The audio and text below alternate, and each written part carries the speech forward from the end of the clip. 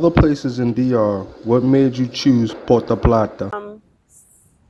It's a little windy today, so excuse me if you can't hear me, but we chose to move to Puerto Plata. Well, pretty much my fate was given to me. My husband came here for vacation to visit, and he fell in love with the place. I always knew I wanted to move to the Dominican Republic. This is where my mom was born, so I always felt connected to this country. And so once I came to visit, it was just like a wrap. I knew I wanted to be here. So fast forward, my husband came to visit. He moved to Puerto Plata. He loved it, and here we are. Yeah, I love Puerto Plata just for I'm an entrepreneur and just everything that's going here right now is you could buy in low and the return on your investment is like it's bananas. It's not like Punta Cana or Santo Domingo or La Romana or La Vega, Santiago, so many other places, Samana, so many other places you could buy in and it's maybe you might get an investment. Sometimes you might want to buy high, and then like for instance for Punta Cana, you're paying so much for a condo or whatever, or let's just say you in, but everybody does Airbnb, everybody does hosting, everybody. It's like it's an oversaturated market. So it kind of reminds you back about being back in America, where you might go look for Airbnb. You might have some great ratings, but you're competing with so many other Airbnbs in the area. Like to me, that just doesn't make sense. So Puerto Plata, I seen it's more like the country life. Now I'm a city boy. I'm from Philadelphia, but I would never move down south. I just couldn't do it. It's just way too slow for me. It kind of reminds you of that, like Atlanta, South Carolina, North Carolina. Like it's real country here. But me coming here, like I like the slower paced life, and it was just it's everything still low here. So a lot of people didn't believe me when I was telling them, but you could get in if you get in some piece of land, you could get in about $19 to $24 a square meter. Now people are like, yo, that's ridiculous. There's no way. They're going for $50, $75. If commercial going for $100 a square meter. But those are normally when you're going dealing with lawyers. They rebought it from the owner, or you're dealing with other real estate agents that bought it off from the owner or whatever. They want to inflate their rates.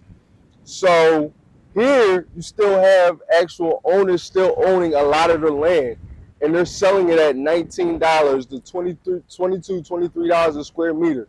That's bananas for me because you could get an acre of land for about $40,000 to $60,000. Where are you going to do that in America? True. And a lot of things like this, where are you going to do that here?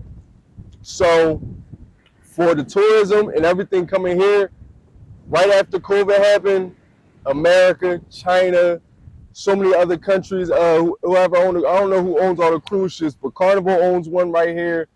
And then Hmm. Tiona Bay is owned by a Mexican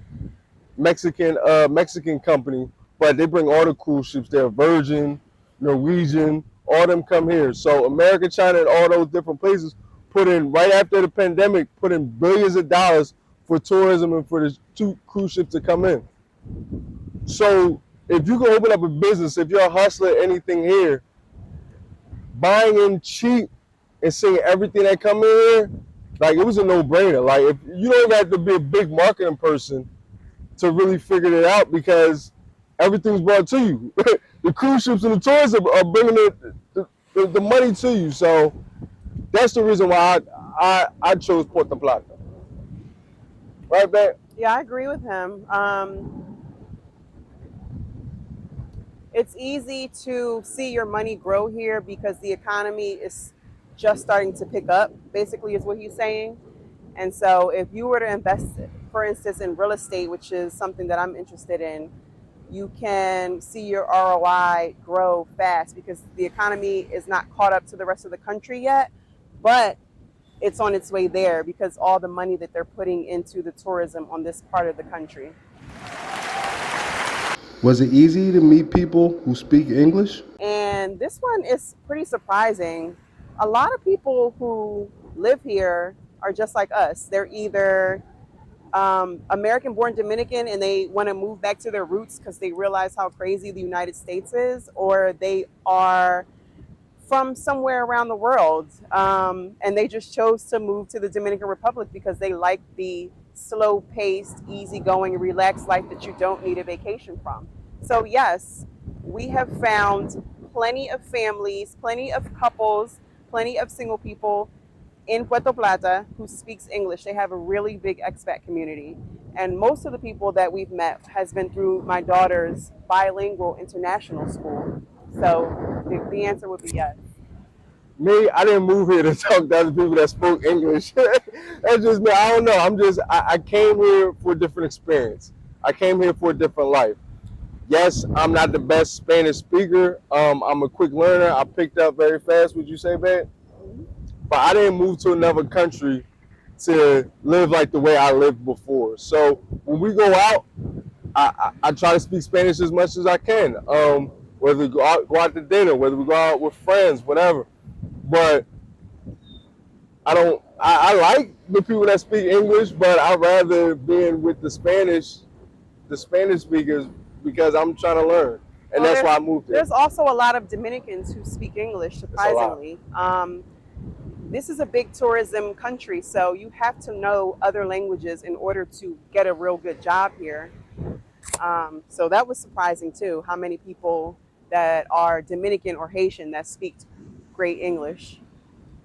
But yo hablé español. Mucho.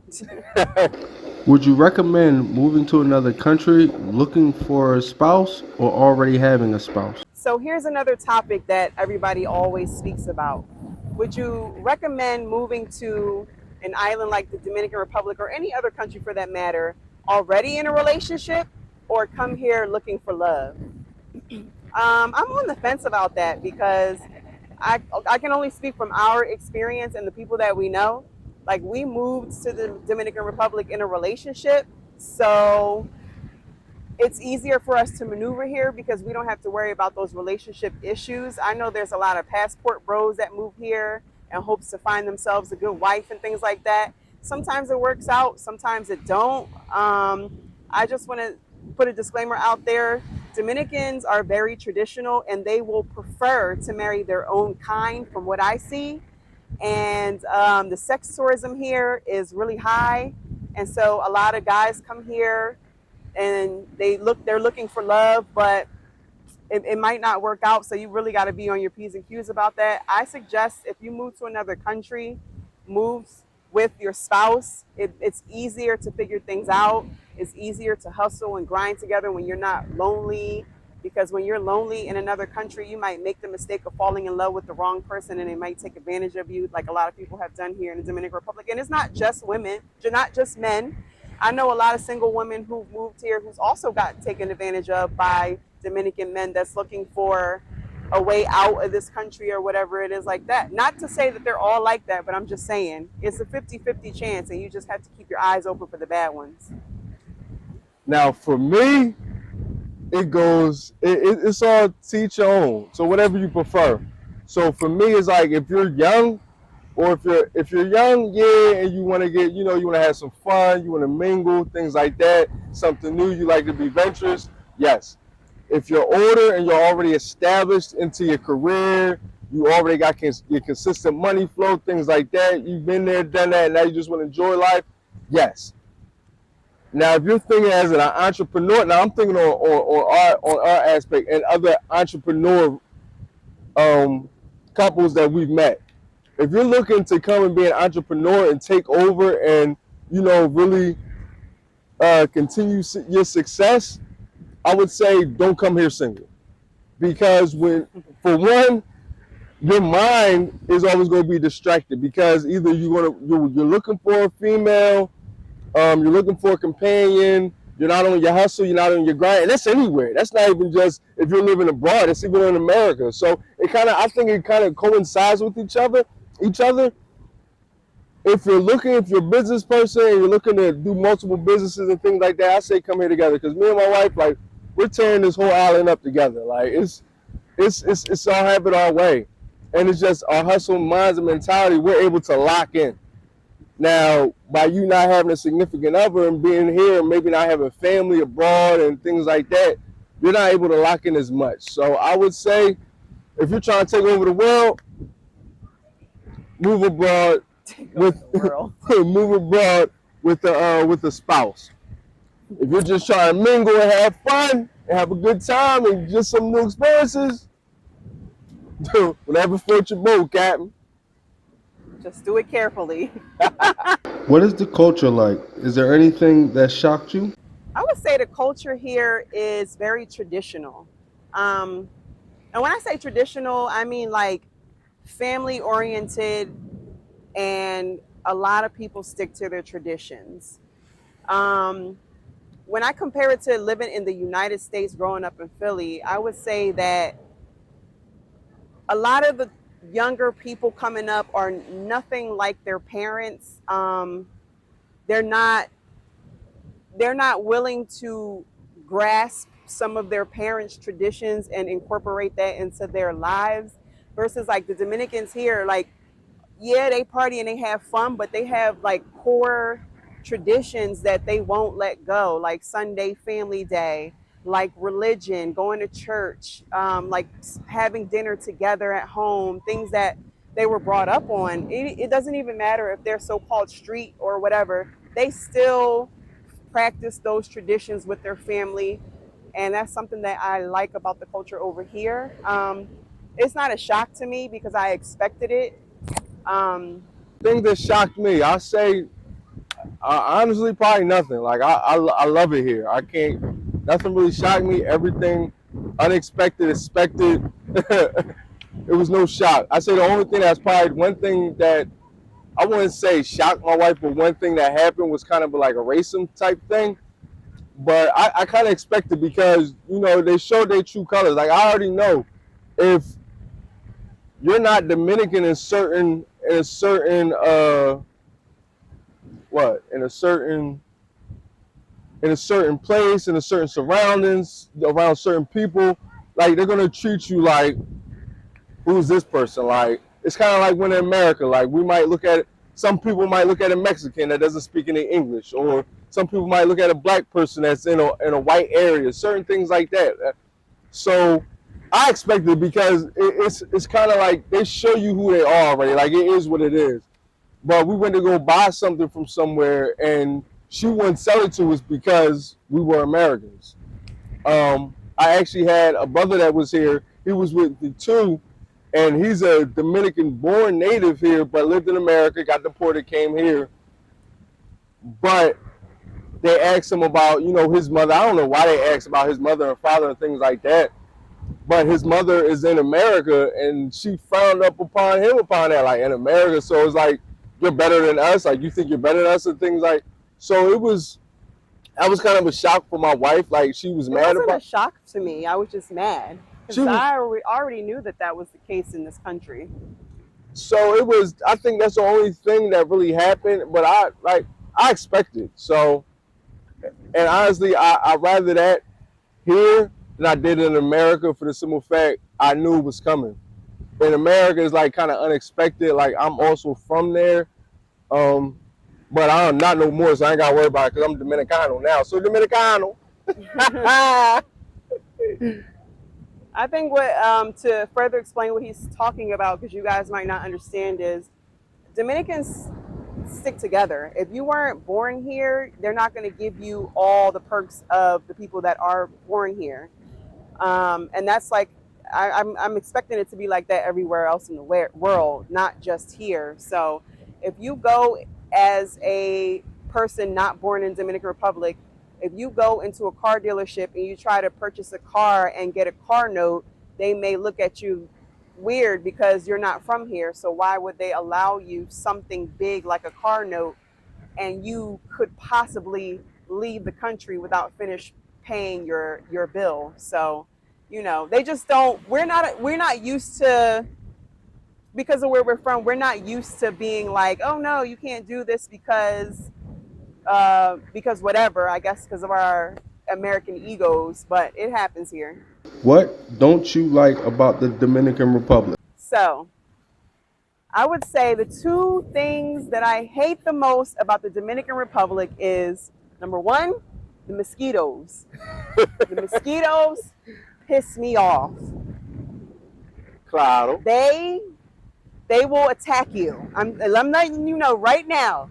The mosquitoes will attack you if you don't know how to go about it. Claro, So there's a lot of things we learned about the Dominican Republic, and I'm not going to say this lightly because the mosquitoes are a big thing here. If you're wearing dark colored clothes like black or navy blue or red or something like that, they're attracted to you. And if you have O-type blood like I do have, they're also attracted to you. But there's ways to get about that. But there's ways to dodge that. You just know what time of day to be outside and what perfume not to wear and things like that. And I would say the number two thing that I absolutely can't stand about the Dominican Republic is the traffic. And it's not that there's traffic like you're in New York City. It's just the way people drive. They don't stay in their own lanes. There's really there's no traffic laws. Just have it your way. There's absolutely no traffic laws. So people are just doing whatever they want. I mean, there's traffic laws, yeah, but nobody's following them. So I'm all for it. It's the traffic. So when we're on our bikes, it's not a big deal because we just go with the flow and maneuver through the traffic. But if you're in a car, there's like 6 cars trying to get into one lane at one time when the light turns green. That's just too much for me. So you're not gonna put getting your nails and feet done on that list? No, because I just haven't found the right person. That's kind of a disappointment, ain't it? So he's talking about my pedicure. I can't live without a pedicure. I have to get a pedicure done. I have to. And because Puerto Plata is a little slower, not every person who does nails has a pedicure chair. So they'll do some good nails and they'll paint your toes real nice, but most of the people who live here give themselves their own pedicure at home, and then they'll just go to the nail shop to get it painted. But I have heard that there are plenty of places around here to get a traditional pedicure. I just haven't seen them yet. But that's it. I mean, besides those 3 things, I would choose this place over Philly any day. What was the question again? What do you not like about the Dominican Oh Republic? yeah, what I not like? Nothing. I love it. Oh wait, I have another thing. and this isn't just the Dominican Republic. This is just Puerto Plata. This place is like a little laid back beach life. It's not a big city like Santo Domingo or Santiago. And other people who live in Puerto Plata will agree with me. There are not enough variety when it comes to eating out. There's not enough variety for me. Like I have one of those palates where I need to eat different things. I love Asian food. I love Italian food. I love all that. And because Puerto Plata is one of those places that are up and coming, there's not a lot of restaurants here yet that are diverse. Now you're going to get some good Dominican food, some real good Dominican food. You're going to get some good fried chicken, good rice and beans, stewed beef and all that kind of stuff. But sometimes I just want a little bit of variety. So I guess there's 4 things on my list. And boom, for my entrepreneurs, that should have been a light bulb in your head right there. If you're a chef, if you're a cook, if you like to throw down, whatever, come in here, whatever you want to cook, barbecue, seafood, whatever. And if you can put a little twang, a little twist, a little season in there, man, I'm telling you, you'll make it killing. And that's what I mean about the mindset. But yeah, I love it. I don't have any. He's right about that. That's why Puerto Plata is one of those places where if you are an entrepreneur, you're going to come here. I mean, there's enough people here. The tourism industry is booming, but there's not a lot of people like us living here right now that could change that and put a restaurant up and, put a new nail tech place up and all that kind of stuff. Like they're just not here yet. So if you want to do it, get your ass here. And we do consultations, so don't just look up my wife on her Cutie app. She got you consultation. No problem. Just DM. Leave in the comments. We got you. So if you guys have any other questions that y'all want us to answer about living in Dominican Republic and specifically living in Puerto Plata, leave it under the comments and we will sure to answer that on the next one. Make sure you follow, subscribe, like, share, and all that other good stuff. Yes. See you next time.